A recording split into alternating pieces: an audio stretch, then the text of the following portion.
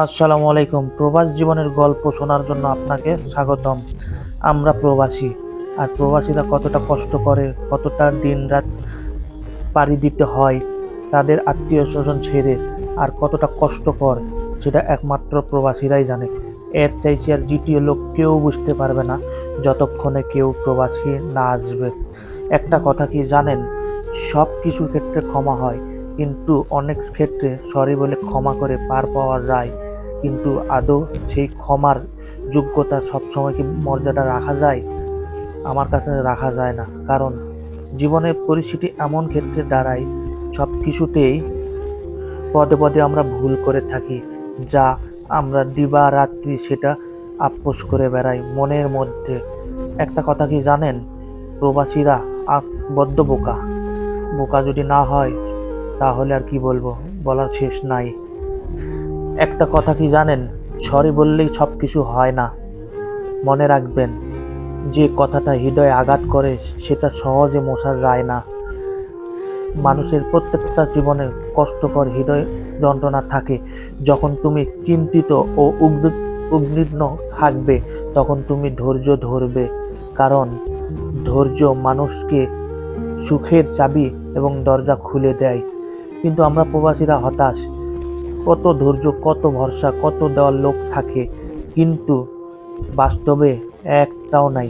শুধু দাঁড়িয়ে পথ দেখানোর লোকের অভাব থাকে না, আর পিছন থেকে সমালোচনা করার লোকের অভাব থাকে না।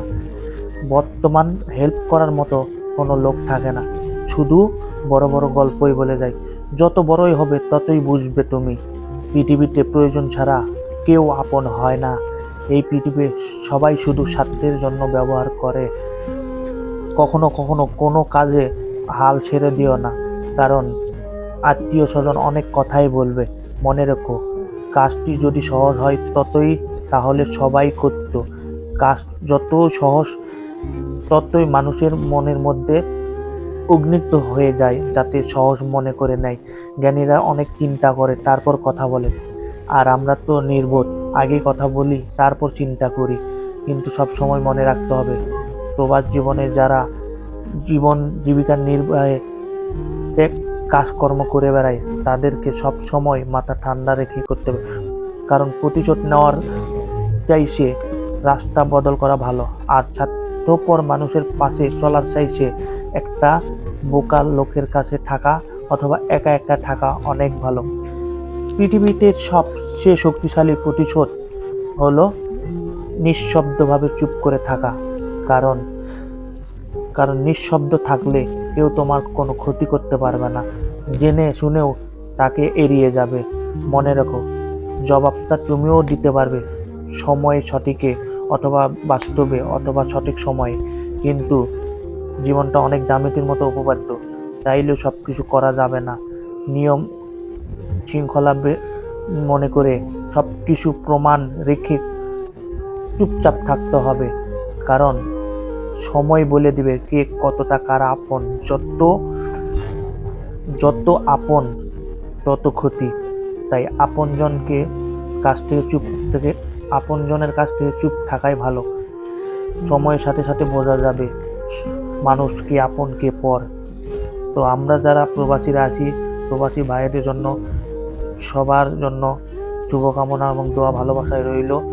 আমরা সকল প্রবাসীদের জন্য শুভকামনা জানাই, যারা দেশের মায়া ত্যাগ করে আত্মীয় স্বজন পরিবার সবাইকে ছেড়ে এই দূর প্রবাসে এসেছে, তাদের জন্য অপ্রান্ত ভালোবাসা রইল। দোয়া করি তারা যেন তাদের স্বপ্ন পূরণ করে নিজ দেশে তাদের মায়ের কোলে ফিরতে পারে, এই প্রত্যাশা আমাদের মতো সকল প্রবাসী। তো গাইস, আমার এই ভিডিওটি যদি কারো ভালো লেগে থাকে, চ্যানেলটাকে সাবস্ক্রাইব করে পাশে থাকবেন। এবং আমি একজন মালয়েশিয়ান প্রবাসী, আমি মাঝে মাঝে কিছু কষ্টের কথা, গল্পের কথা এবং আমাদের মতো অনেক প্রবাসী ভাইদের কথা তুলে ধরবো আপনাদের সামনে। আশা করি আপনাদের ভালো লাগবে, শুনবেন এবং অন্যান্য পরিবার অথবা বন্ধু বান্ধবদের শেয়ার করে তা শোনার সুযোগ করে দেবেন। ধন্যবাদ, সবাই ভালো থাকবেন। আল্লাহ হাফেজ।